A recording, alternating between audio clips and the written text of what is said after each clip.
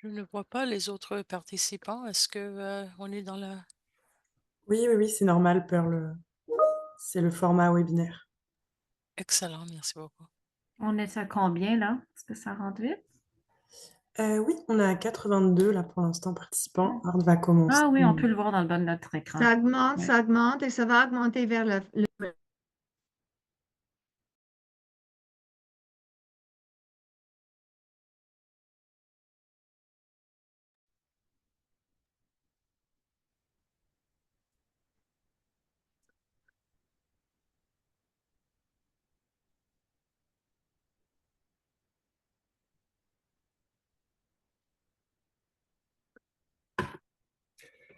Donc, bonjour et bienvenue à notre deuxième webinaire de 2025 qui se porte sur la sécurité de l'hébergement pour les femmes victimes de violences conjugales, l'efficacité des hébergements de deuxième étape.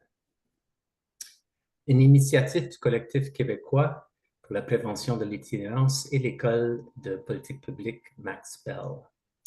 Je parlerai en français et en anglais pour les deux premières diapos. Et ensuite, je vous laisserai entre les mains de nos interprètes. Good day and welcome to our second webinar in 2025, focusing on housing safety for women victims of domestic violence, the effectiveness of second stage housing. Brought to you by the Quebec Homelessness Prevention Collaborative and the Max Bell School of Public Policy. I will speak in French and English for the first two slides, and then we'll let our interpreters take over.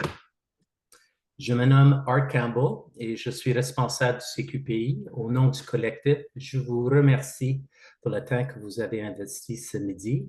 My name is Art and I'm the director of the QHBC. On behalf of the collaborative, I thank you very much for investing some time this afternoon.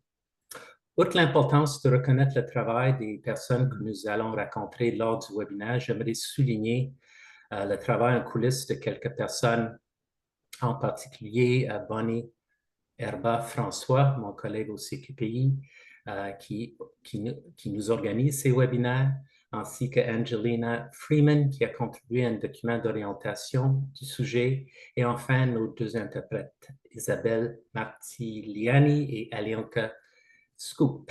In addition to acknowledging the work of the people you'll be meeting during the webinar, I'd like to highlight the behind-the-scenes efforts of Bonnie Herba-François, my colleague at the CQPI, who organizes our webinars, Angela Freeman, who contributed to a policy brief on the subject, and finally our two interpreters, Isabelle and Alianka. All right. Quelques consignes pour ceux qui sont moins familiers avec Zoom puis l'interface avec les webinaires. Vous noterez que vous n'avez pas accès aux fonctions clavardage ni audio et de vidéo compte tenu de le nombre de personnes attendues. En bas de votre écran, vous avez une icône Q&A, donc c'est le lieu d'écrire vos questions.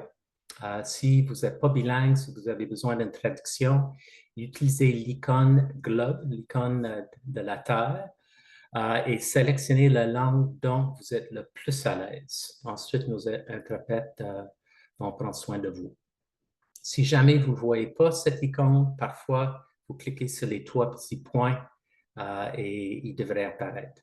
Si vous avez des enjeux, écrivez-les dans le Q&A. Vous aurez accès à la présentation après le webinaire, ainsi qu'un sondage de satisfaction, un lien vers le document d'orientation, ainsi qu'un lien vers l'abonnement de notre infolette. All right, you'll note that you don't have access to the chat function, nor audio or video due to the number of participants we're expecting. If you require translation, click on the globe and choose the language that you're most comfortable with, and our interpreters will take care of you after following that. Please note that you'll receive the presentation, a satisfaction survey, a link to a policy brief, and to sign up for our newsletter following the webinar. Donc, maintenant, je vais poursuivre en français. Donc, nos donateurs, évidemment, un travail comme le nôtre, ça ne se fait pas sans fonds. Donc, nous sommes très reconnaissants de la mission Overy, une subvention de la Conseil de recherche en sciences humaines du Canada, puis également l'Université de McGill. Nous avons plusieurs universités qui travaillent avec nous, mais nous aimerions souligner particulièrement McGill pour tout ce qu'ils nous offrent. Le CQP reconnaît que ce webinaire est diffusé à partir d'un territoire autochtone lequel n'a jamais été cédé. Il reconnaît aussi que les défis systémiques auxquels font face les peuples autochtones ne sont pas limités au passé. Ces défis se traduisent, entre autres, par le fait que les personnes autochtones en situation d'itinérance sont grandement surreprésentées sur l'ensemble du territoire du Québec. Donc, nous vous invitons à chaque personne ici aujourd'hui à contribuer à au moins une des 94 appels à l'action de la Commission de vérité et de réconciliation du Canada, dont vous trouverez le lien dans le QPI. C'est un document fort intéressant dont je vous encourage d'en prendre connaissance si vous ne le connaissez pas déjà. Bon, le CQPI, on est tous jeunes, nés en 2021. Nous rassemblons des membres issus des milieux académiques, communautaires et de la fonction publique, ainsi que des personnes avec savoir expérientiel, dans le but de co-développer des recommandations de politique publique et réformes juridiques en faveur de la prévention de l'itinérance au Québec. Également, nous favorisons la mobilisation et le partage de connaissances via notre infolette, notre conférence annuelle et les webinaires tels qu'aujourd'hui. Au total, nous sommes 70 bénévoles engagés et une équipe de 2 salariés. Notre travail se décline par groupe de travail dédiés à des populations à haut risque d'itinérance, dont je vous laisse prendre connaissance ici. Il y a également un groupe de travail transversal relatif à la prévention des évictions.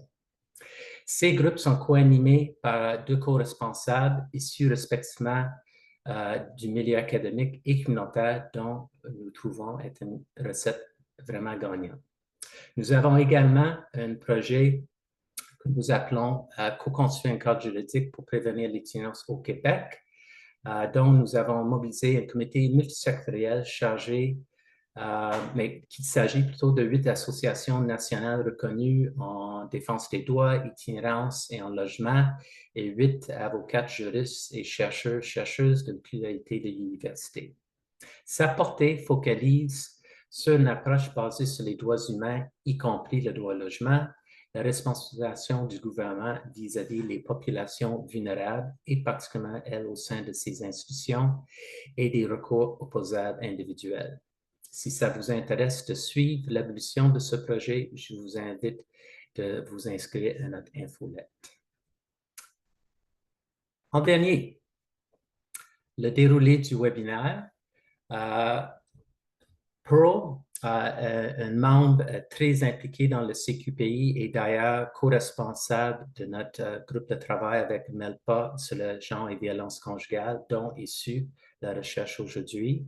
Également avocate et professeur de l'école de politique publique de Max Bell. Également chair de notre projet de cadre juridique. C'est elle qui va vous introduire le sujet d'aujourd'hui. Melissa Shemirani, une candidate au Masters, également à McGill, à Max Bell, qui va nous présenter des faits saillants de la recherche. Et Melpa Camateros, qui est directrice générale du bouclier d'Atina, et Claudine Thibodeau, qui est, Claudine, responsable du soutien clinique et de la formation au SOS violence conjugale, vont nous faire des interventions et des commentaires. Et on va clôturer avec une période de questions de 15 minutes. Donc, je vous invite à n'importe quel moment de les inscrire dans le QPI et on va faire notre possible de répondre à tous. Et maintenant, je vais céder la parole à Pearl. Merci beaucoup, Art, et merci pour ces introductions.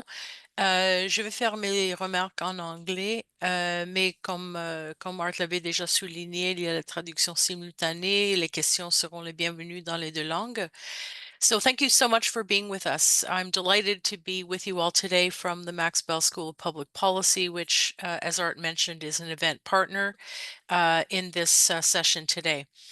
The work of the Quebec Homelessness Prevention Collaborative is grounded in the fundamental right to adequate housing. It's an international human rights obligation that both Canada and Quebec have been legally bound to since 1976, when Canada acceded to the International Covenant on Economic, Social, and Cultural Rights.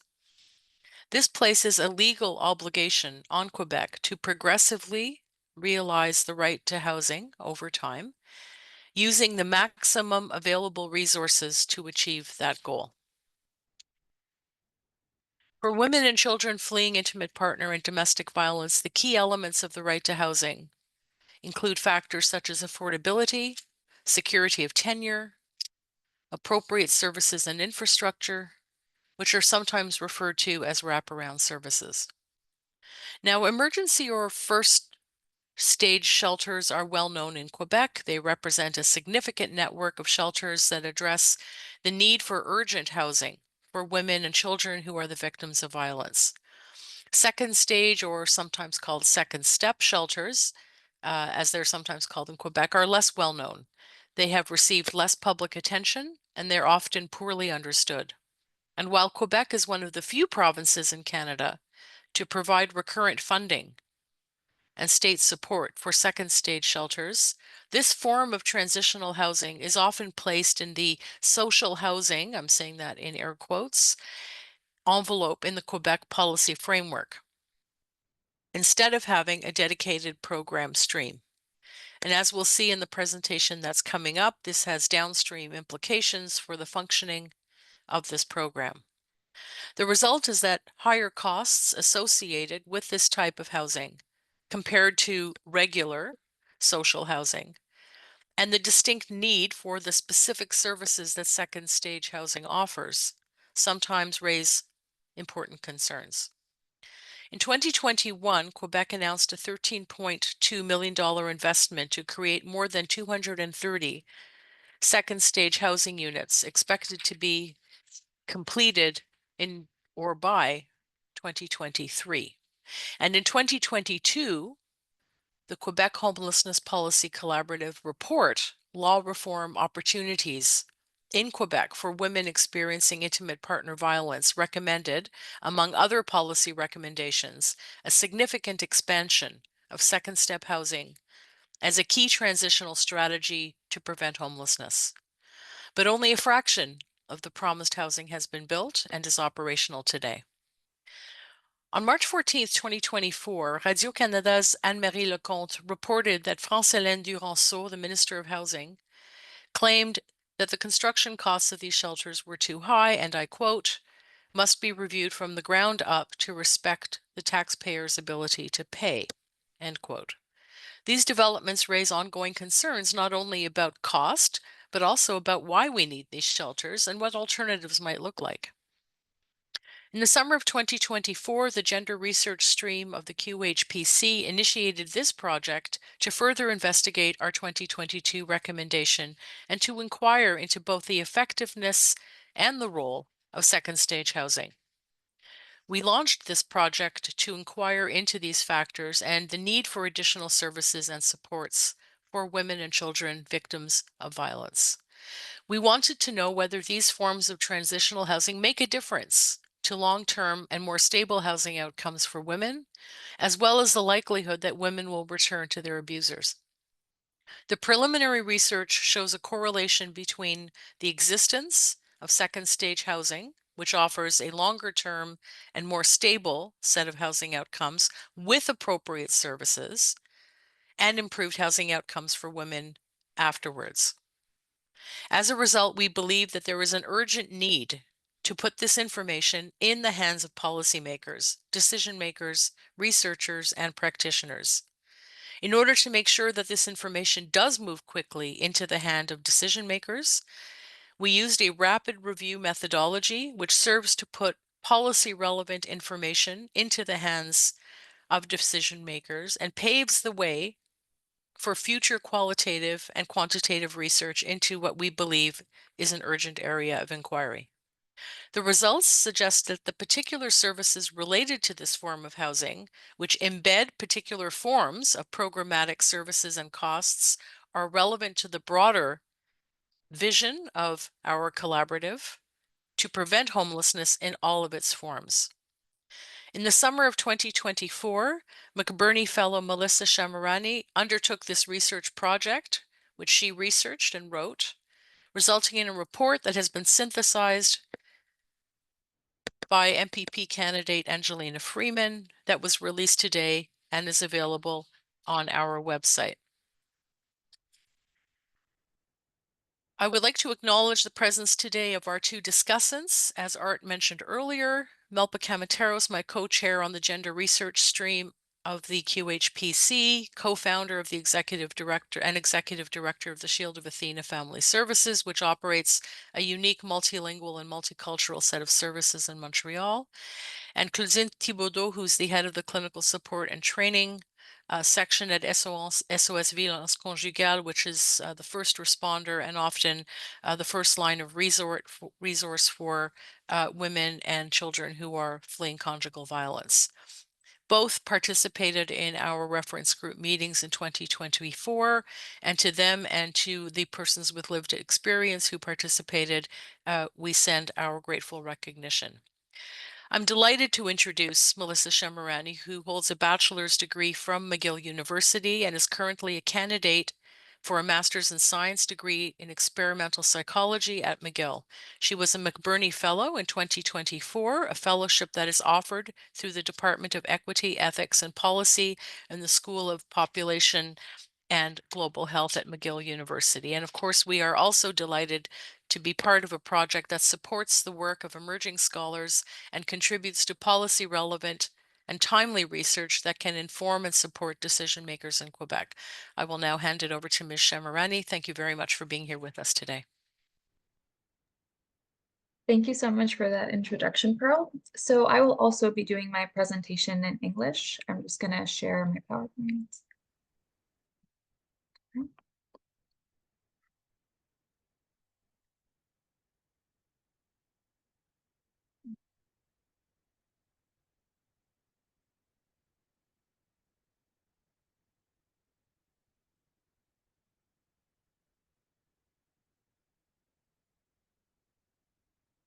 All right, perfect. So let's jump right into it.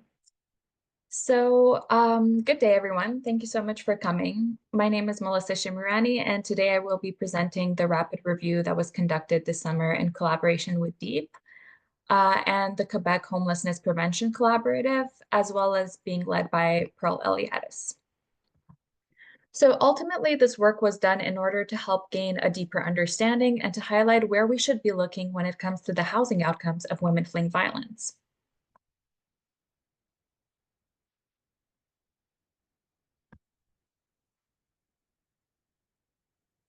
So just as a brief overview, we're going to be looking at our research questions, just a bit of terminology and background. We're going to be then looking at the literature review and how it was conducted, going through our research findings and our policy recommendations.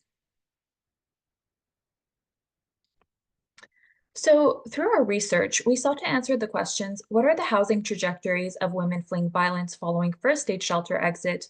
And what are their housing trajectories after second stage shelter exit? To answer these questions, we conducted a rapid review of the existing scientific and gray literature, with studies coming mainly from North America, and that may be more or less relevant to the Quebec context, but are nonetheless informative. All right, so starting off with a bit of terminology, we acknowledge that there are important distinctions between intimate partner violence, domestic violence, and conjugal violence. However, moving forward in this presentation, we will be referring to them as violence against women or simply violence. Additionally, we note that there are different definitions for first and second stage shelters. Different regions and different jurisdictions have different definitions. For the purposes of this presentations, when we are talking about first stage shelters, we are talking about emergency shelters that offer short-term housing. When we are referring to second stage shelters, we are talking about transitional shelters that offer longer-term housing accommodations. We also acknowledge that first and second stage shelters provide housing for both women and their children, but our research and selected studies really focused on the experiences of the women themselves. So there are many questions surrounding second stage housing. People often wonder, why are the operational costs so high? Why are there limited availabilities of these shelters? And is there enough scientific evidence to support investing money in second stage housing? You know, does second stage housing actually help women fleeing violence acquire permanent or stable forms of housing? So some of the confusion regarding the high operational costs stem from the fact that in Quebec, second stage housing and its regulatory frameworks mostly fall under the broader category of social housing. And so people don't really understand why second stage housing costs so much more than, you know, what you would consider to be more traditional forms of social housing. As a result of these factors, some people have alternatively suggested investing money and resources into interventions better supported by the scientific literature, such as rapid rehousing, but mainly people are suggesting housing first. So housing first is sometimes considered to be the gold standard when it comes to interventions aimed at preventing homelessness. The logic then becomes, why not house women fleeing violence in these housing first units that have been shown to work for other populations? So as effective as housing first has been shown to be for other populations, it may not necessarily work within the context of women fleeing violence. Women fleeing violence have serious safety and security needs that are not addressed by housing first. So for instance, the location of the apartment units and how accessible they might be to the abusers are not necessarily taken into account. You know, these are not located within gated communities. Furthermore, survivors of violence may also not be prioritized for housing first. So housing first primarily targets chronic homelessness, and it's oftentimes dealing with people who are also suffering from substance use disorders. So women who are fleeing violence, especially if they've just fled their homes, may not necessarily be considered to be chronically homeless and may therefore have a harder time accessing these programs. There is some promising evidence for, IPV-specific housing first programs. A series of studies done in the United States conducted by Sullivan and colleagues provided supportive evidence for this program. And these are fairly studies too, published in 2022 and 2023. However, the problem with this is that there are just too few IPV housing first programs in Canada and too few studies done on them to truly assess the efficacy of the interventions for this population. So let's take a closer look at the context for second stage housing in Quebec. So Quebec is one of the only two provinces in Canada in which second stage shelters receive recurrent government funding. In 2021, the government of Quebec announced that they would invest $13.2 million to help develop 236 additional second stage spaces. By this, we mean apartment units for women and children fleeing violence as a response to the surge in IPV cases that occurred during the pandemic. However, by March of 2023, only 49 units were actually completed. We recognize the ongoing efforts of the government and social service workers to advance this project, but we hope that this review highlights the urgency of accelerating its progress to better support women fleeing violence. So why is it important to study second stage housing? Why was this study necessary? Second stage housing is not as well known or as well understood by the public as first stage housing is. So really what we wanted to do is to bring focused attention to this type of transitional housing, exploring both its successes and the challenges it faces. So studying second stage housing is crucial as it contributes to a more comprehensive understanding of women's housing outcomes, emphasizing the role of second stage housing in their recovery journeys. It also uncovers systemic and service gaps and gaps in the existing scientific literature, all of which are essential for developing more effective interventions. So to this end, we conducted a rapid review within the span of 3 months, where we conducted a literature review by doing 2 rounds of screening through 6 different databases for relevant scientific and gray literature, where a total of 22 relevant articles were selected from 1,819 potentially relevant articles. So what we were really looking for while screening for relevant articles were studies that featured domestic violence, intimate partner violence, or battered women's shelters, or family shelters, women's shelters, or second stage shelters, where at least 40% of the women within the study samples experienced violence. Among these, we were mainly looking for studies that provided qualitative or quantitative information regarding the housing outcomes of women post-first stage, but our focus was mainly on their outcomes post-second stage housing. So these included studies that were looking at housing instability versus housing stability, independent housing, permanent housing, returning to abusers, and safe housing. In addition to our literature review, we conducted 3 separate reference group meetings with members of the shelter community and service users who provided their opinions on the research directions. I would also like to specify that while the literature review mainly reflects trends in North America, with studies coming from the United States and Canada and 1 study coming from Australia, the reference group meetings were specific to the Quebec context. So just a bit more information about rapid reviews. Rapid reviews are not novel, and yet they remain poorly understood and ill-defined, leading to a set of diverse methodologies. However, the speed with which rapid reviews are gaining prominence and are being incorporated into urgent decision-making underscores the need to explore their characteristics and uses further. So while rapid review producers must answer to time-sensitive needs, they must simultaneously ensure that the scientific imperative of methodological rigor is satisfied. In order to adequately address this inherent tension, a need for methodological research and standard development has been identified. For these reasons, the Cochrane Rapid Review Methods Group better informs rapid review methodology. The scope of the Rapid Review Methods Group informs rapid reviews in general, providing a source for systematic rapid review methodology, as well as being influential for systematic reviews in general. Rapid reviews are very useful when it comes to providing timely information and data to decision makers in a way that is immediately useful and policy relevant. Given what we found regarding the urgency of supporting second stage housing in Quebec, we think this review is an appropriate stepping stone to further the research on this topic and to provide useful information for policymakers. Now onto our findings. So 6 different categories and themes emerged in our findings while we were examining our data. First were our findings on the housing trajectories of women following their departure from first stage housing.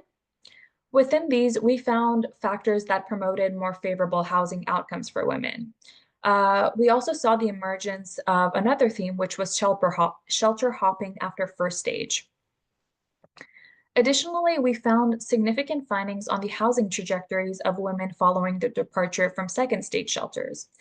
So as we were examining the literature, it also became evident that above and beyond housing, second stage shelters played a key role in women's safety, their sense of community, as well as highlighted issues with shelter rules. Finally, we also saw the emergence of another category, which was barriers for second stage housing. So now let's take a more in-depth look at each of these categories, starting off with housing trajectories of women following their departure from first stage shelters. So for simplicity's sake, I've divided the section into qualitative and quantitative findings. So we found that in studies focused on qualitative reports, women emphasized the lack of choice. So the lack of choice about when to leave the program, the lack of choice about housing options available to them, as well. And this resulted oftentimes in them feeling as though they had to settle for unsafe or unsuitable housing situations. One particular study that did a follow-up with women after they had left first stage shelters found that almost all women were dissatisfied with their current housing. As for our quantitative findings, 6 studies provided quantitative reports of women's housing trajectories following their departure from first stage housing. So it was found that between 19% to 68% of women in their samples were able to secure independent housing, and between 6% to 36% of women within study samples returned to their abusers. So you may be taking a look at these numbers and be wondering, why is the range so wide? What could account for such high or disparate findings? So while some of the disparities between studies were likely a result of differences in participant and study characteristics, such as sample size, population diversity, the countries in which the research was conducted, we believe that there were also shelter-specific factors that likely contributed to variations in findings across studies. So more specifically, we found that certain program factors, mainly services received and the length of stay at first stage shelters, impacted women's housing outcomes at shelter departure. So 3 studies directly addressed the impact of services received on women's housing outcomes. More specifically, one study found that emergency shelters that offered more services and more referrals had clients who were more likely to secure permanent housing upon exit. Another study found that women who received more housing, advocacy, legal assistance, income support services, and the provision of household goods were less likely to return to their abusers. Finally, one study found that women who received more housing services were more likely to exit to subsidized housing versus unsubsidized housing, and women who received more advocacy services were more likely to depart for subsidized housing or second stage housing. Importantly, we found that the length of time spent at emergency shelters was a significant predictor of housing outcomes post-shelter. So more specifically, 4 studies found that women who were more likely to go on to independent living and who were less likely to return to their abusers had stayed at first stage shelters for significantly longer. In 2 of these studies, women who remained within the shelters for longer than 3 months, which is usually the cutoff for first stage shelters in a lot of places, achieved more stable housing outcomes at emergency shelter departure. Now, at first glance, this might seem like a good thing, right? Women are staying longer, they have better outcomes. The problem with this is that first stage shelters are currently often at or near full capacity. So extended stays for some women may prevent other women who are in critical danger from accessing these shelter services. And while shelters are currently near or at full capacity, stays at first stage shelters are getting longer and longer. A 2022 report from Statistics Canada indicated that 19% of first stage shelters for women fleeing violence reported that the average length of stay for residents exceeded the 3 months usually mandated, indicating that first stage shelters, which were designed to provide temporary accommodations, are sometimes forced to play the roles of second stage shelters. So across relevant studies, there also appeared to be an emerging theme of women leaving for another shelter once their time at the first stage was up.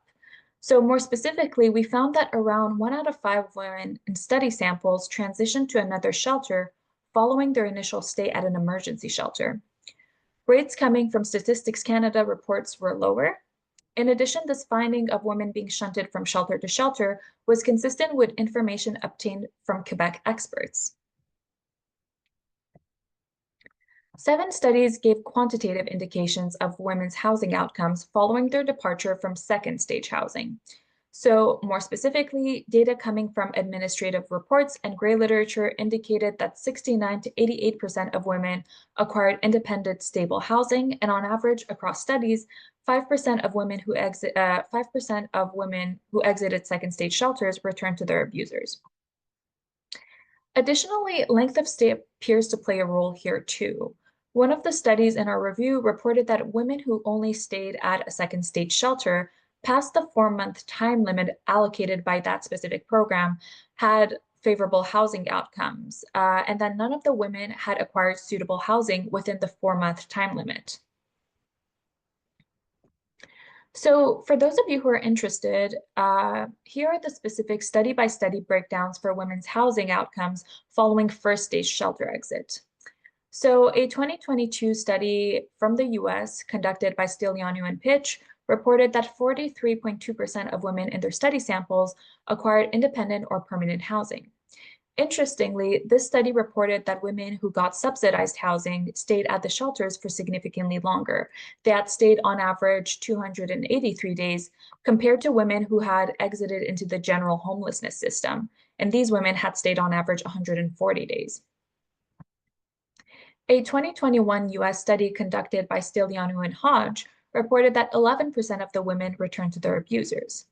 A 2024 administrative report from Quebec done by the Shield of Athena reported that 19% of women left left their shelters for independent housing, which were private market rentals, and that 8% returned to their abusers. A 2014 study conducted by Mills reported that 68% of the women in their samples acquired permanent housing. Finally, a 1997 US study conducted by Hilbert and colleagues reported that 64% of the women within their study samples left for independent housing and 65% returned to their abusers. So why is there, once again, as you're looking at this, such high disparity, especially when it comes to comparing reports from the Shield versus the Mills and Hilbert study that appear to promote more favorable outcomes? Well, first things first, the Shield report is an administrative study where they were looking at the housing outcomes of women in their shelters in a one-year time frame, and the other two are academic studies, more specifically their dissertations. So secondly, the Hilbert study didn't actually define what they meant by independent housing.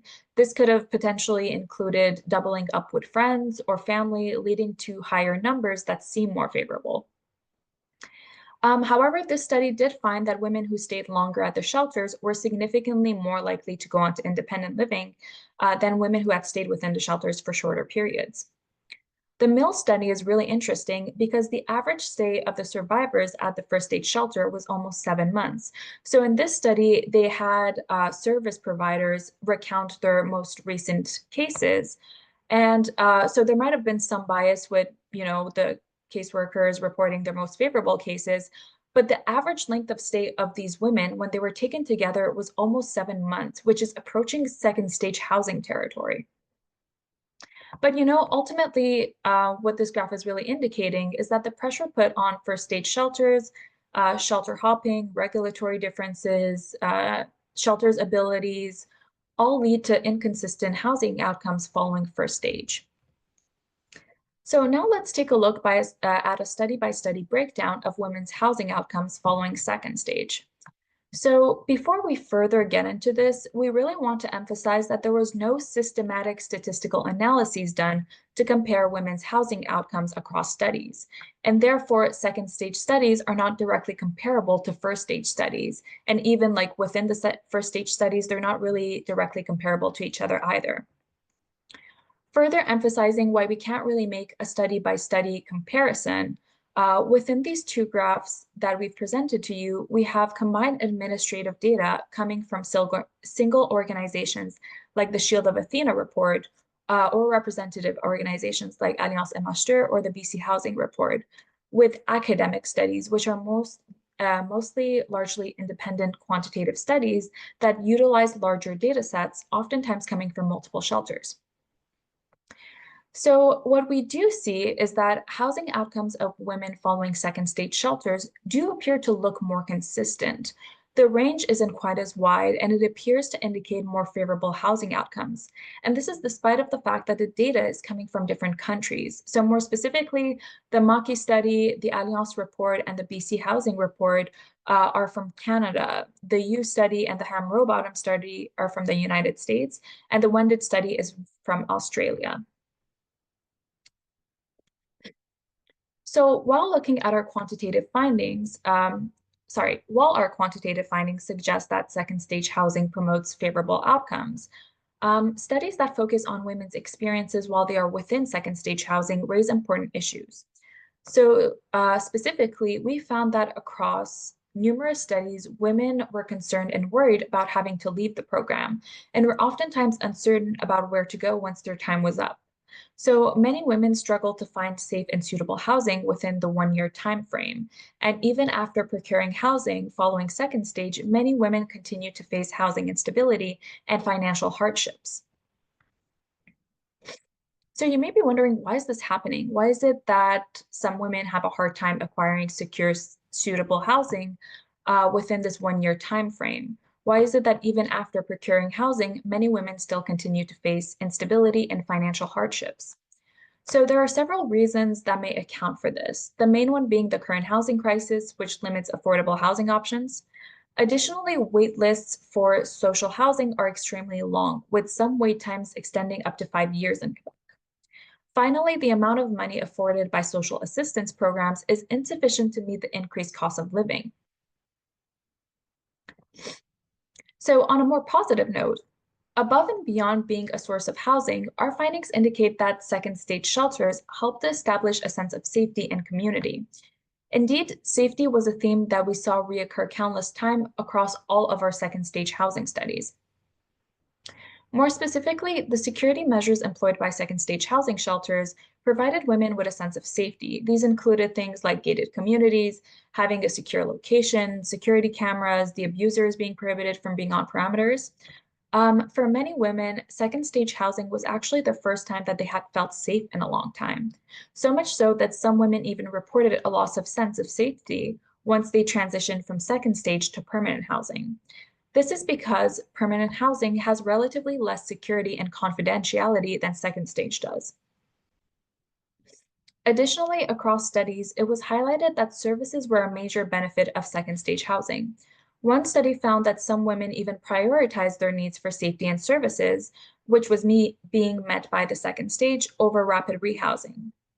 This suggests that for women who are more financially or personally equipped to move on to more permanent forms of housing, maybe second stage housing is not the best option for them. But for women who really need the time, security, services allocated by second stage shelters to achieve this form of independence, second stage housing can prove to be vital for them. So coming back to the experiences of women within second stage shelters, the studies highlighted that women forged a sense of community with shelter staff and other residents. This was especially important for women who did not have a strong social network coming into the program. So relationships between shelter staff and residents were especially important as women's experiences with second stage shelters and whether or not they were positive were largely dependent on the relationships they had with their case managers and the staff. So generally speaking, women tended to have more positive experiences with very understanding and autonomy supporting staff, while women who felt like they were being highly controlled or criticized by the staff had negative experiences with the program and were eager to leave. Finally, the concept of rules was another recurring theme across studies. So women mentioned that mandatory services were a bit limiting, as when they first entered the programs, they perhaps thought that the service was very useful, but as time went on and their needs evolved, they felt that maybe those services were not so useful anymore, and they felt like they would have preferred to spend time on other services rather than having to stick to what was mandated.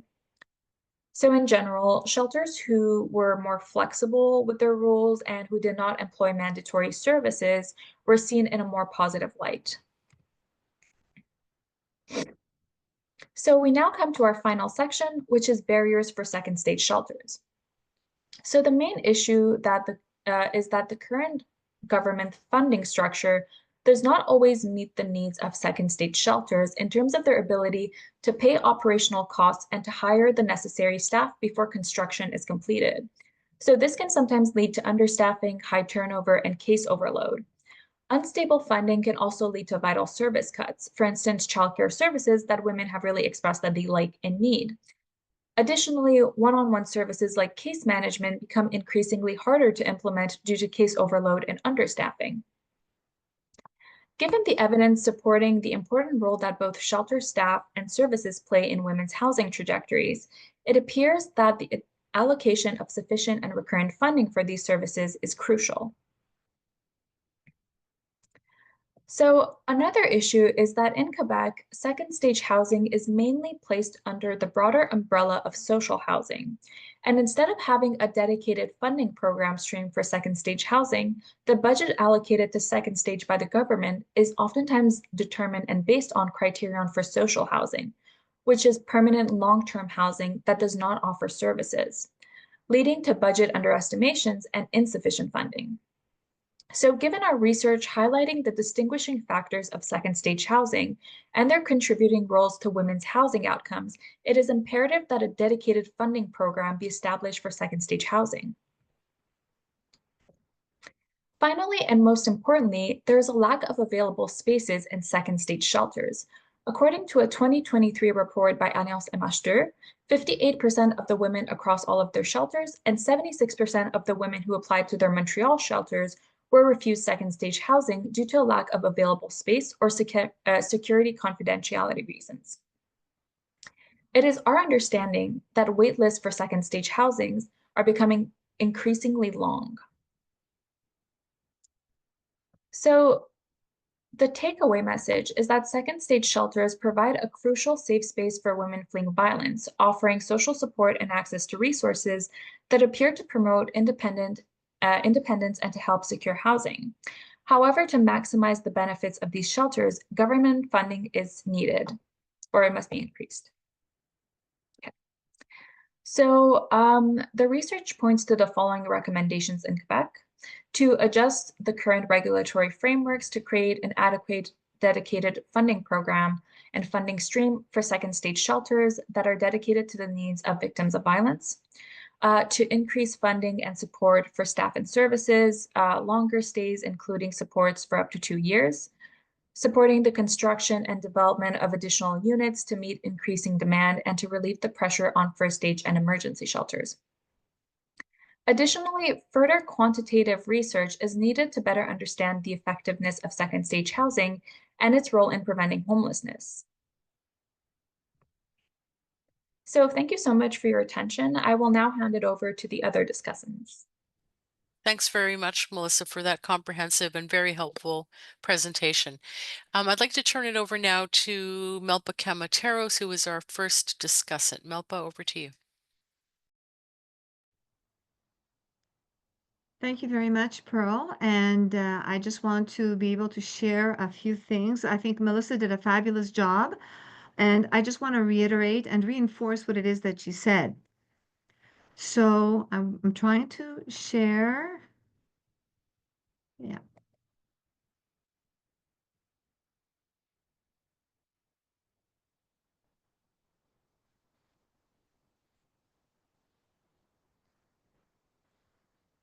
Voila. So I'm just going to go directly into the most important things, aspects of what it is that that Melissa said. Of course, everybody knows the organization. We were founded in 1991. It's 34 years, and we have multicultural, multilingual, multicultural services, as Pearl said, that are all of our services are culturally and linguistically adapted. And the main item in our values is to provide equal access to services and issues of social justice to women who do not speak the language and who are very isolated and who cannot normally access such services. We presently have 3 points of service: the 2 external offices and an emergency shelter. So at the external, just to give you a sort of view of the workload that Melissa was speaking about, we had 962 clients only at the external, with another 104 at the shelter. 1 in every 5 long-term files necessitated intervention in a language other than English or French. We dealt with a total of 14,833 calls. 2,028 services were provided by our cultural intermediaries, that are our community workers who speak different languages, in 9 different languages. And an additional 3,617 services were provided by the caseworkers and the social workers. So some of the services that we give, of course, are the psychosocial intervention to women, the multilingual services to children as well, at all 3 points of service. And we give specialized advocacy services that through a department that we call the Cultural Intermediary Department. And this is very important because, you know, what Melissa was speaking about is the case in general, but when you deal with doubly vulnerable clientele, such as the ones that we are dealing with, what she said becomes even more reinforced in terms of accessibility and difficulties presented. So on site, we speak 17 different languages. And certain services are provided by our trained and supervised cultural intermediaries. Internally, they are the link between the victims and the social worker in services relating to the intervention, accompaniment, and advocacy. The fact that somebody is there who speaks your language also promotes trust and understanding and demystification of what our society is.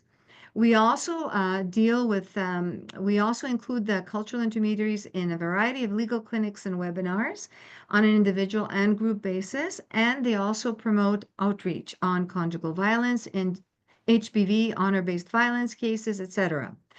They also work externally, and our cultural intermediaries work with other shelters, Second Steps, CAVAC, LAFU, DPJ, and wherever there is a very big need for interpretation and cultural intervention.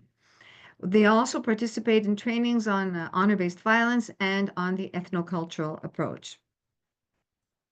So, our fourth point of service, before that, I'd just like to say a little bit about the shelter. The shelter also deals with a lot of clients who are challenged linguistically. Roughly a third of the clients that we see at the shelter are people that don't speak the language. The length of stay has changed. We end up keeping women for 5 or 6 months when we can't find places to send them. And overall, these are women who are marginalized, who are very difficult to accommodate because of the fact that they don't speak the language, they don't know the system, they're extremely isolated, and they have no support in the community. So, based on the difficulty that the caseworkers at the shelter had, from 2010, we have been actively involved in trying to set up a second stage resource. And it's been a very, very horrendous experience for a multitude of reasons that I will go into very, very shortly. Some of the very important timelines, as you can see, the delivery is expected within 2 weeks, but we will see. Some of our équipe. And this second step will have 17 apartments, making it one of the larger ones in Quebec. 11 one-bedroom apartments, because as we will see, single women have a very hard time accessing second step resources. 3 two-bedrooms, 3 three-bedrooms for women who have a lot of children. It is not social housing. We are not an entrepot where we put women in and they are left there, because women who are victims of conjugal violence are in very vulnerable situations, particularly the women that we work with who are in doubly vulnerable situations because of the language and other barriers that they face. So, of course, taking that into account, we will be offering integrated services that are secure, affordable, and confidential. Some of the challenges that we had, of course, we fell right into the pandemic, finding staff, construction costs that were getting higher, or materials that couldn't be found. The interest, on the project was getting higher and higher with the delays that were increasing. And of course, we had ongoing problems with the various institutions that were involved in this procedure, the bureaucrats, the urban planning, the Société d'Habitation du Québec. There was little time to approve plans. There was a shortage of staff to analyze the dossiers, and so on and so forth. So we wanted to provide a resource that was secure, affordable, and that would help women transition to empowerment and autonomy. To give them a safe environment, to provide them with a space where they could work on themselves, which is not possible within the context of an emergency shelter, and also to realize their limitations and what it is that they could do by giving them more time to be in a safe resource. Now, regarding the accessibility, we obviously had delays in the construction procedure. We had a lack of places available. But we also have encountered what we call admission criteria. Many second steps do not allow for women who speak only their language to be accepted. It has to be French or English. So those women were put on the back roster, and it takes time to find a suitable place for women to transit to a second step, to an existing second step. So these all cause a pressure on the emergency shelter and a lack of space for clients who may be in grave danger. On the one hand, we can't let them go, the old ones, because they're in a very, very bad situation. And on the other hand, we're limited in who else we can take in.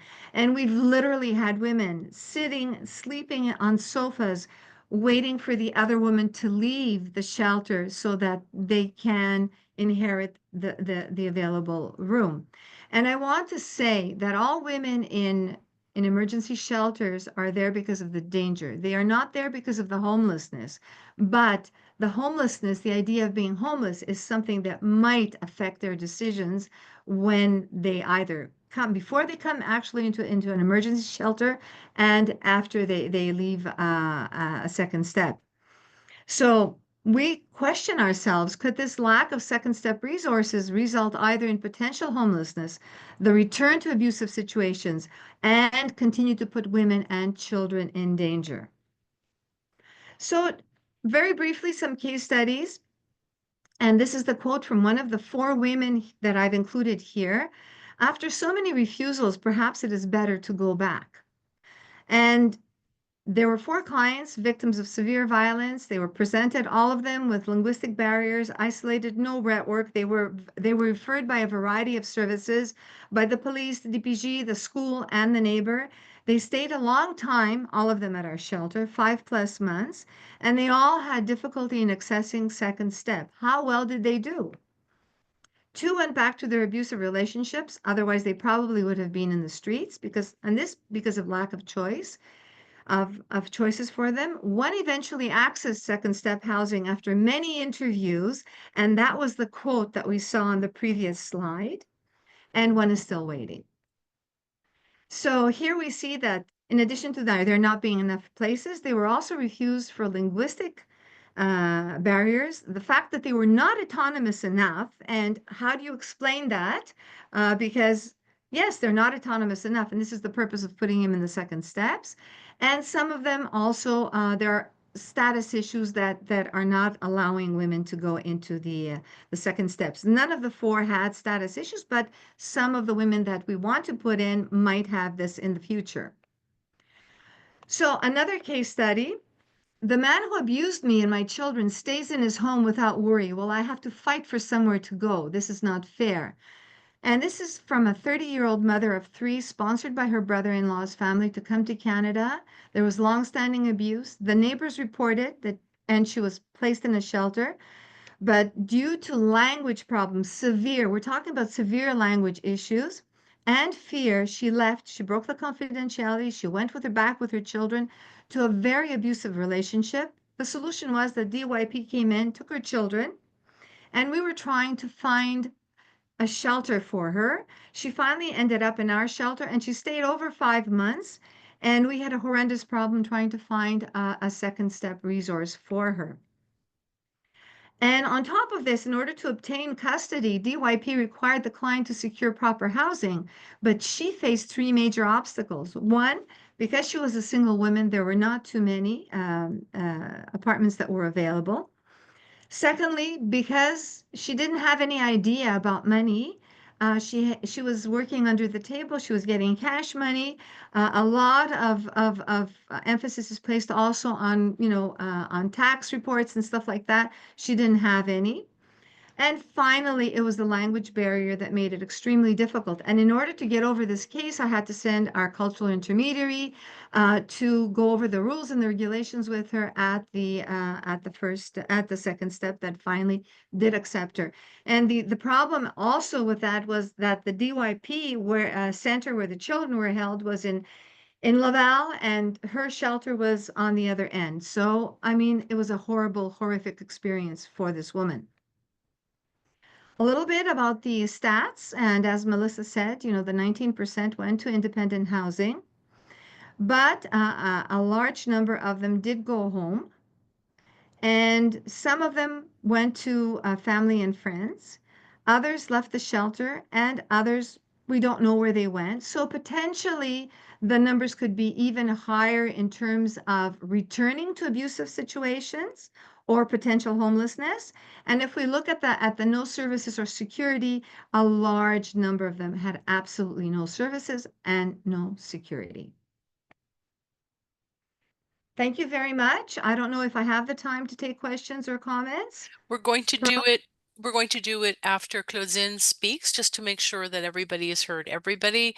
Thank you so much to Melba for walking us through a real life case study on the ground happening in real time that deals with many of the issues that Melissa identified.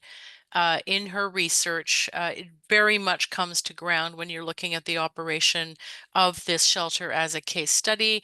And I'm delighted to turn the matter over now to Claudine Thibaudot, who is with SOS Violence Conjugale and has been accompanying us since the summer and thinking through some of these issues. Claudine, je vous cède la parole. Merci beaucoup. Merci beaucoup. Donc, pour ma part, je vais m'exprimer en français. Alors, je vais laisser la chance à ceux qui doivent switcher pour une interprétation en anglais. Alors, oui, bonjour, je suis Claudine Thibaudot, je suis intervenante, je travaille à SOS Violence Conjugale depuis une quinzaine d'années. Je suis travailleuse sociale de formation et je travaille en violence depuis 98. Donc, j'ai arrêté de compter le nombre d'années, mais ça fait longtemps. À SOS Violence Conjugale, on a un regard unique sur les problématiques d'hébergement en violence conjugale parce qu'on est la porte d'entrée des services. Donc, les gens s'adressent à SOS, peu importe le besoin qu'ils peuvent avoir, mais souvent, c'est un besoin d'hébergement. Maintenant, ce qu'on aime imaginer quand on pense à une rupture en violence conjugale, souvent les gens vont penser à tort qu'une rupture en violence conjugale, c'est comme une porte. Hein? Il y a le avant et le après, on passe à travers la porte, on arrive à après. Mais en fait, une rupture en violence conjugale, c'est beaucoup plus complexe que ça. Il y a un avant, puis souvent la rupture, l'idée de la rupture, la préparation de la rupture va commencer avant le moment d'un départ et ça prend de l'aide à ce moment-là. Donc, en maison d'hébergement, et des services externes, des services d'écoute, de l'information aussi sur les ressources qui existent, sur tout ce qui est possible. Au moment d'un départ, jusqu'à un moment qui serait le après, qui serait le moment où la personne elle est en sécurité, que la violence a cessé et qu'elle peut reprendre le cours de sa vie normale, il peut y avoir des années. Donc, entre le avant et le après, il y a tout un moment où il y a énormément de risques pour les victimes, notamment le risque de violence qui se poursuit, parce que ça, c'est souvent quelque chose qu'on oublie. On pense que la violence, ça s'arrête quand la victime quitte un partenaire violent, mais la réalité, c'est que la violence, souvent, elle va se poursuivre, elle va se transformer, elle peut même être plus grave pendant une période donnée. Et pendant toute cette période-là, on devrait pouvoir accompagner les victimes et assurer leur sécurité et assurer leur hébergement s'il y a un besoin à ce niveau-là. Quand les victimes nous appellent à SOS, puis vous savez, on a fait beaucoup dans les dernières années de travail social au niveau de notre société pour informer les gens qu'il y a des services.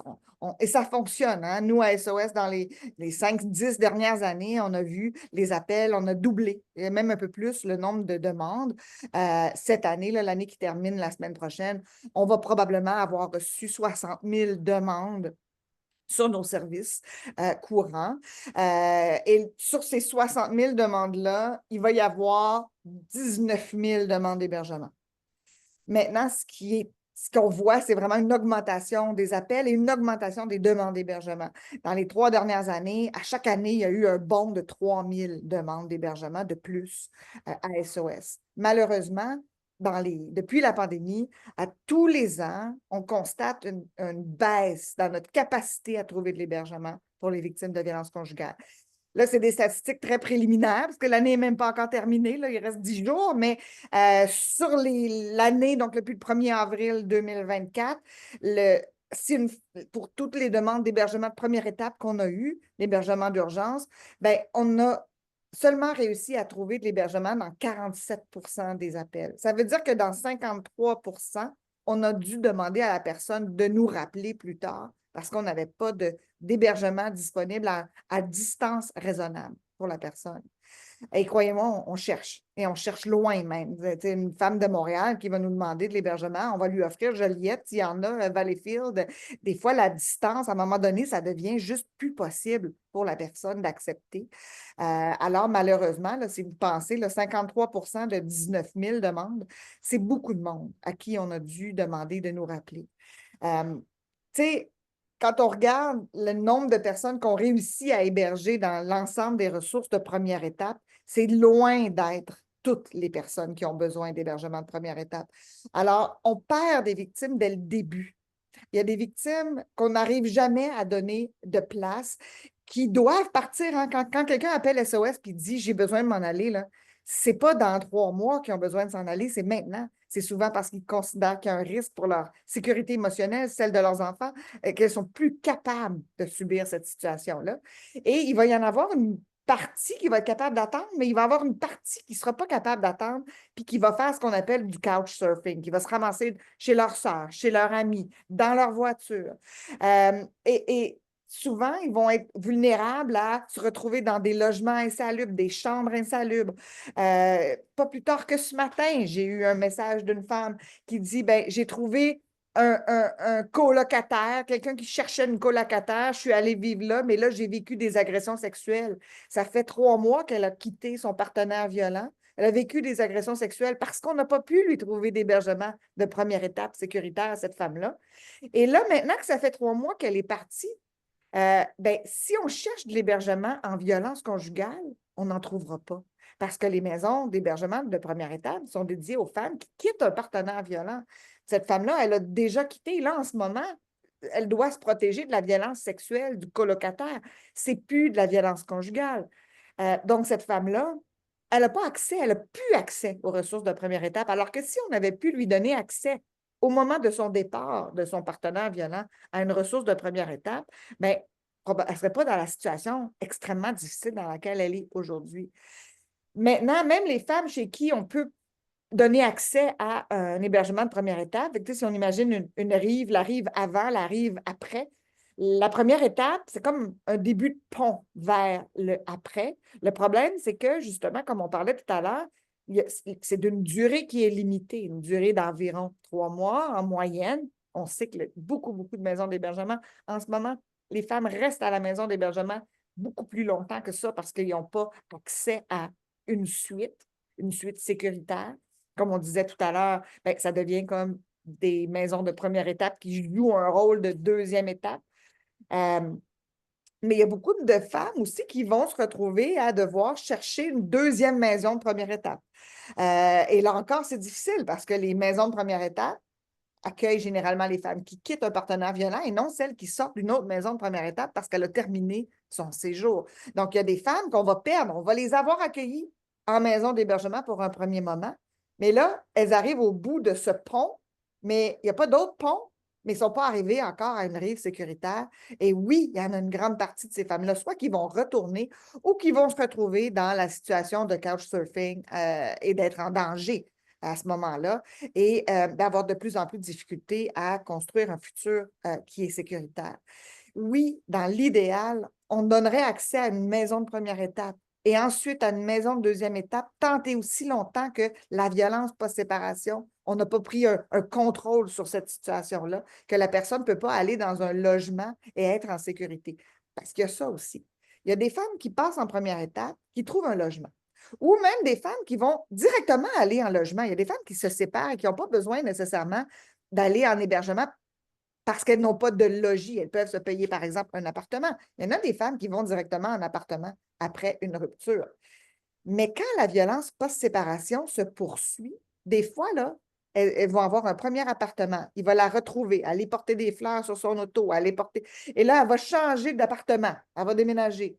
Et là, il va encore la retrouver. Elle va encore déménager, il va encore la trouver. Cette femme-là, ce n'est pas une question d'hébergement qu'elle a besoin, c'est une question de sécurité.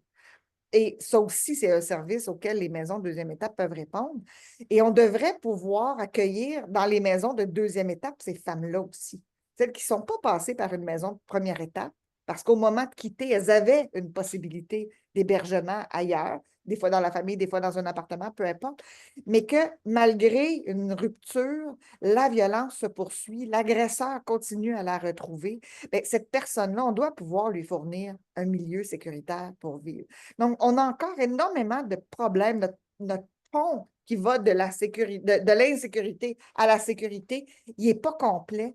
Il y a des trous, il manque des tronçons. Et la violence conjugale, c'est un problème social.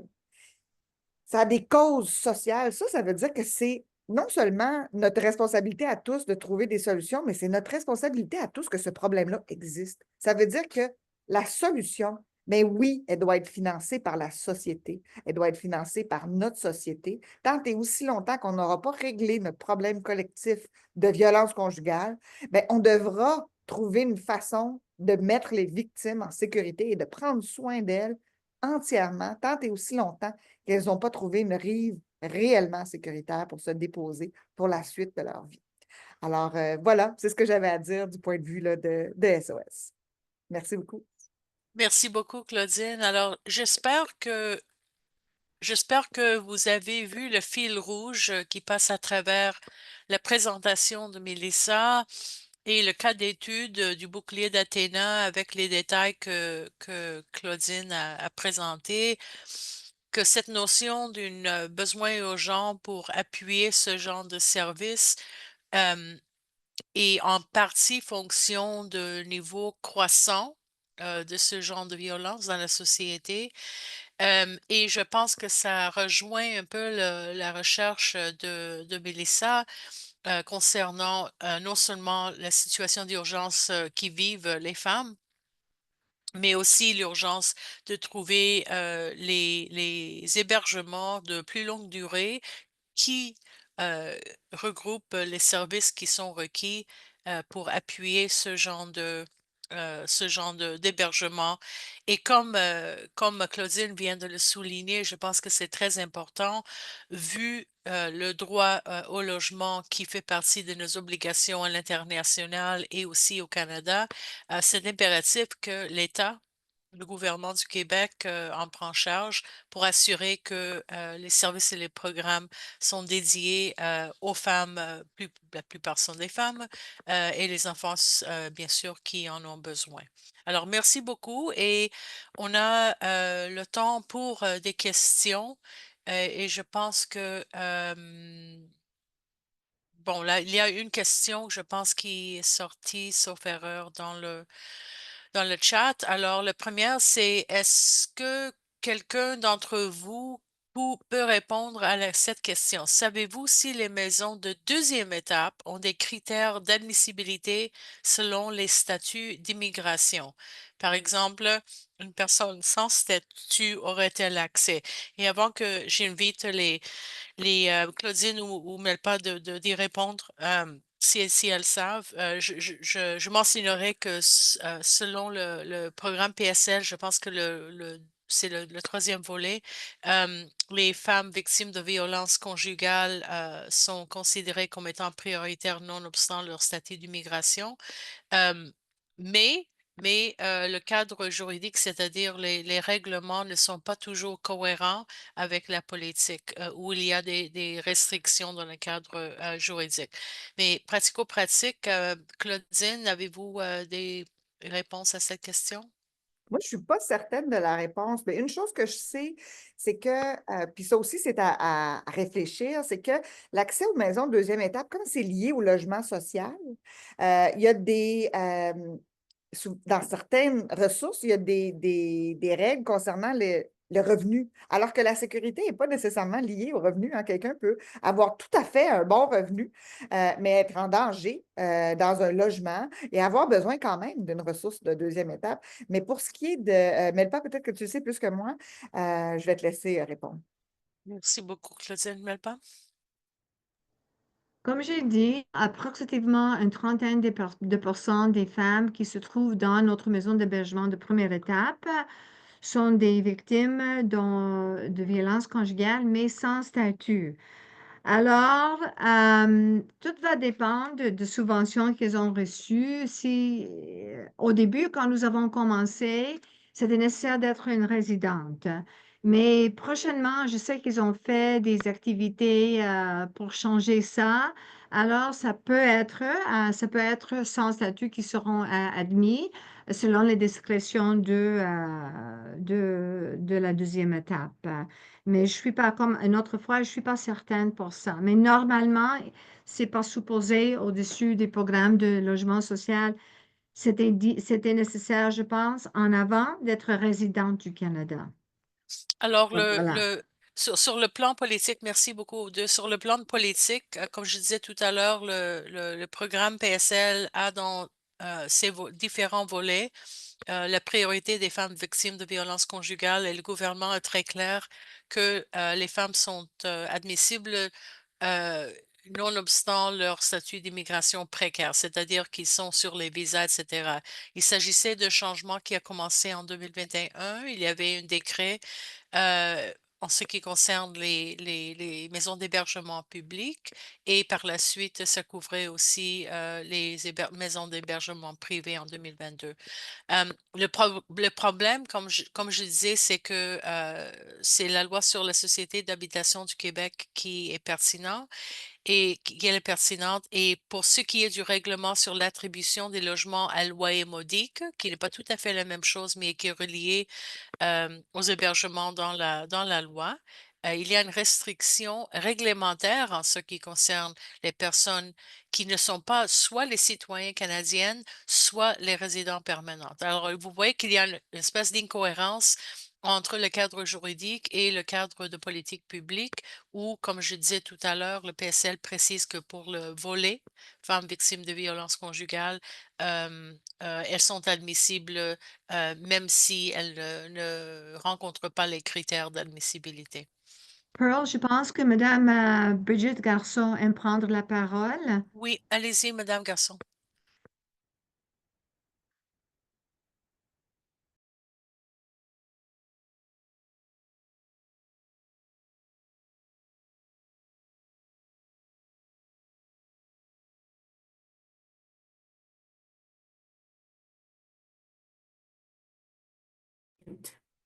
Voilà. Est-ce que vous m'entendez? Oui, très bien, merci Oui, beaucoup. oui. Allez-y. OK, je ne suis pas certaine. Oui, pardon, on était tous en sourdine, Madame Garçon, désolée. Non, non, non, ça va. Ben, merci beaucoup, mesdames, et merci évidemment pour la recherche, Madame Thibodeau. Pour celles qui me connaissent pas, je suis députée à l'Assemblée nationale. Je suis aussi la porte-parole pour l'opposition officielle en matière de conditions féminines et plus particulièrement en violence conjugale. Et je fais le suivi du rapport Bâtir la confiance. J'ai sorti à plusieurs reprises et publiquement avec le regroupement des maisons, la Fédération et l'Alliance deuxième étape parce que je suis très préoccupée par le manque d'unités d'hébergement pour les victimes en violence conjugale. Et je remercie beaucoup Mme Thibodeau là, pour le sommaire, surtout de la dernière année, qui ne fait d'augmenter. On sait qu'il y a des demandes en hébergement et en raison du fait que la majorité des maisons de première étape sont comblées, sont complètes. C'est très difficile de trouver de l'hébergement et il y a un manque d'unités. Et là, en ce moment, je travaille beaucoup avec ces regroupements et avec l'Alliance parce que pour revenir là à l'annonce du gouvernement en 2021, j'ai vraiment martelé là-dessus pour que les projets sortent. Et je ne sais pas si vous êtes au courant, mais actuellement, il y a comme une trentaine de projets, maison première étape, deuxième étape en cours pour augmenter le nombre d'unités en hébergement première étape et deuxième étape, mais ce ne sera pas suffisant pour rencontrer la demande en hébergement qui ne fait d'augmenter. Et qu'est-ce qui est préoccupant aussi, c'est tout, comme Mme Thibodeau a mentionné, là, les trous dans le pont de sécurité et tout l'aspect de la SHQ. Et on a travaillé là-dessus avec l'Alliance pour changer les critères d'évaluation pour la construction de nouvelles maisons, de nouvelles unités, parce que ça tombait dans le logement social et la ministre Duranceau qui disait, bon, ben tous les espaces là, qui sont nécessaires pour exécuter la mission d'une maison d'hébergement, les salles de rencontre pour les femmes et les enfants avec les intervenantes et tout ça n'était pas financé. Et donc là, il y a eu beaucoup de temps perdu pour négocier avec la SHQ, la ministre, et le regroupement et l'alliance pour faire en sorte que ces maisons-là soient complètement financées. Et on n'a pas réussi encore, compte tenu des critères de la SHQ, à complètement financer toutes les maisons d'hébergement, toutes les nouvelles unités qui vont venir dans les prochaines années. Et donc, où le bas blesse, et ça vient, c'est en lien avec la recherche, c'est il faut changer le système en ce qui a trait au financement des maisons d'hébergement, que ce soit première étape, deuxième étape, là, il faut parce qu'on ne finance pas, on le traite comme étant du logement social, puis ce n'est pas du logement social.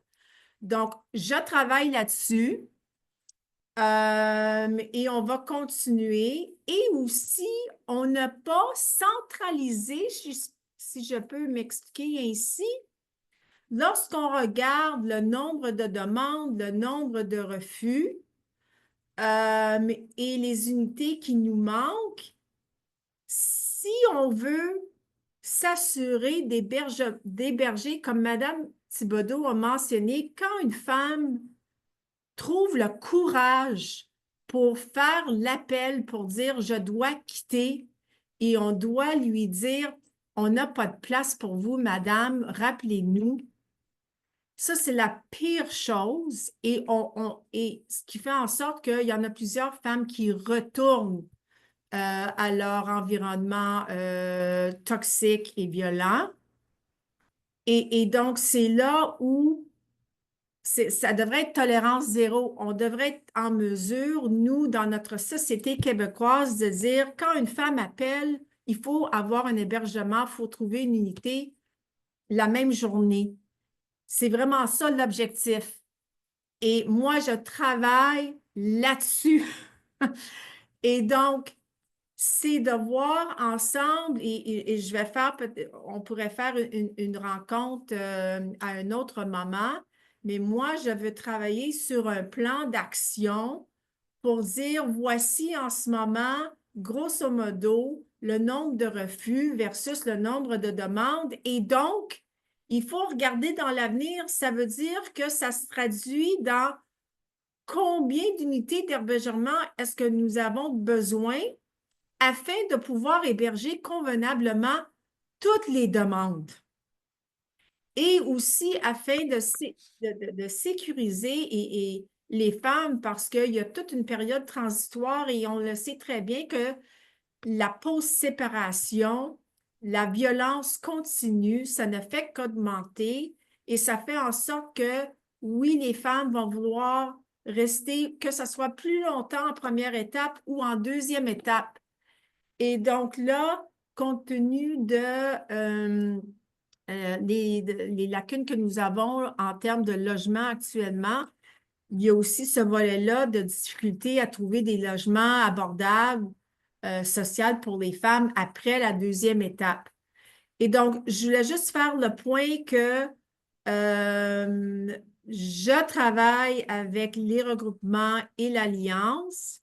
On va continuer. J'ai des échanges avec également la ministre Biron et la ministre Duranceau. On va continuer afin de s'assurer que toutes nos femmes et tous nos enfants sont protégés et qu'ils soient dans des environnements sécuritaires pour le temps qui soit nécessaire pour qu'une femme puisse réintégrer le marché du travail et devenir financièrement indépendante. C'est ça que je voulais vous mentionner. Et on le voit récemment, malheureusement, il y a d'autres coupures, les coupures en termes de services juridiques. Et ça aussi, c'est un autre volet préoccupant. Et aussi avec tout le programme d'interprètes qui vient d'être coupé aussi, qui fait en sorte qu'on a beaucoup de travail sur la planche, comme on dit. Mais je suis là, je suis disponible si vous voulez avoir des échanges avec moi pour faire avancer certains enjeux. Vous avez juste à communiquer avec moi, mais je voulais juste vous transmettre le message que je suis bien au courant des enjeux au Québec à ce qui a trait aux femmes qui sont victimes de violences conjugales et je travaille très, très fort pour améliorer les choses. Merci beaucoup, Madame Garceau, pour votre travail acharné qui est évidemment très, très précieux pour surtout les femmes du Québec. J'aimerais, avant de passer la parole à Claudine, que je pense avait un commentaire tout à l'heure, j'ajouterais que euh, les faits concernant les enjeux, comme vous le dites, sont et ont été connus, je pense, par tous et par toutes. Ce qu'on cherchait de regarder dans les recherches, c'est vraiment de trouver une validation pour le besoin particulier des maisons de deuxième étape. Alors, pour que ça ne soit pas tout confondu avec les maisons de première étape, parce qu'on voit ce qui se passe quand c'est juste, on doit construire les unités sans faire une distinction, ça résulte dans des problèmes très importants dans la capacité et le nombre d'unités disponibles dans les maisons de première étape. Alors, c'était un peu dans cet esprit que le travail de Mme Chamirani a eu lieu. Et j'ajouterais aussi qu'évidemment, les questions linguistiques et des interprètes que Mme Garceau avait soulevées euh, ont été très, très bien illustrés par la discussion de Mme Kamateros concernant les besoins linguistiques dans les différents centres d'hébergement, y compris le nombre de langues qui sont parlées au Québec et dont les femmes ont besoin des ressources qui sont appropriées pour leurs besoins linguistiques. Merci beaucoup, Mme Thibodeau. Ben, en fait, moi, je voulais juste faire un bond sur, tu sais, oui, on devrait toujours pouvoir dire oui quand quelqu'un demande de l'hébergement. Je suis allée voir il y a quelques instants les places en hébergement à Montréal, juste pour vous donner une idée. Si quelqu'un de vous, une de vos proches, votre fille, votre soeur, votre mère, votre meilleure amie téléphone à SOS en ce moment pour une place d'hébergement à Montréal, il n'y en a aucune en ce moment. Aucune place pour toute Montréal. Il n'y a pas de place à Laval, il n'y a pas de place sur Rive-Sud non plus. Alors, tu sais, on est vraiment devant un très grand manque. Puis la violence conjugale, ça devrait être comme les pompiers. On devrait, quand on appelle les pompiers, ils vont toujours pouvoir venir. Ça veut dire que les pompiers, ils ont toujours de la disponibilité. Ça veut dire qu'ils ne sont pas occupés 75-80 du temps. Si c'était le cas, il y aurait plein de maisons qui passeraient au feu. Ils sont occupés à chasser des feux peut-être 10%, 15% de leur temps. C'est normal que ce soit comme ça. C'est pour qu'ils soient disponibles s'il y a un feu qui se déclare. Donc, en violence conjugale, ça devrait être comme ça. On devrait avoir des cibles, un pourcentage de plénitude pour une maison d'hébergement. Ça devrait pas être au-dessus de 60% pour qu'elle ait toujours la disponibilité pour accueillir une famille qui est dans le besoin. Alors qu'en ce moment, les maisons d'hébergement ont des taux d'occupation extrêmement élevés qui frôlent ou même qui dépassent le 100%. Pour avoir travaillé avec les maisons depuis très longtemps, je sais que souvent, ils vont faire de la place au-delà de leur capacité, mais c'est très difficile à tolérer ça. Et comme les femmes restent très longtemps, bien, les maisons sont épuisées en ce moment. Alors, on a vraiment un problème de capacité à dire oui pour une problématique où on devrait toujours pouvoir le faire. Effectivement. Merci beaucoup, Madame Thibodeau. La dernière question, et on va y passer très, très vite parce qu'on achève. Is there any known second stage housing that has been constructed in an existing housing that might lower the cost of construction? So if I'm understanding this question correctly, it's about repurposing existing housing to transfer it over to second stage housing. The Shields, who's here with us today, they're constructing new housing.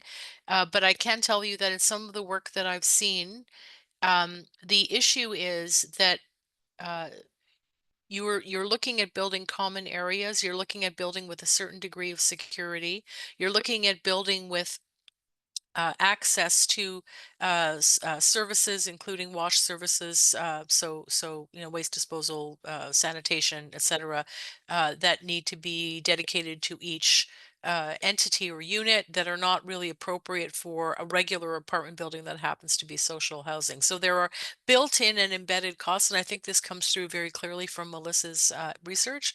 There are built-in and embedded costs to second stage housing that inherently make them more expensive than, if you will, a regular apartment building that happens to be social housing. And it's those additional costs that I think have not been very well understood. There may be projects that have used repurposed housing, but the repurposed housing would have to encounter the guidelines that are particular to having the shared facilities, the common areas, the children's spaces, right, which you're not going to have in a regular social housing. And that's part of the reason why they do become more expensive. It isn't only a question of driving down costs, it's recognizing where the services are in relation to that housing. So I think with that question, we're going to wrap. We're 1 minute over time. I'd like to thank everyone, and particularly Melissa Chamarani, for really an extraordinary piece of research that I think has put into reality what many of us already knew but didn't have the data to support. And I think it's really now, as far as I know in Quebec for the first time, that at a broader level, we've looked at a meta-analysis through this review process that I think has set the stage for further systemic review.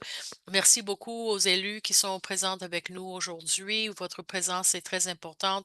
Et un grand remerciement à Claudine Thibodeau, Melpa Camateros, Art Campbell et l'équipe pour leur travail acharné pour ce webinaire, et surtout à vous pour votre présence aujourd'hui. Merci beaucoup.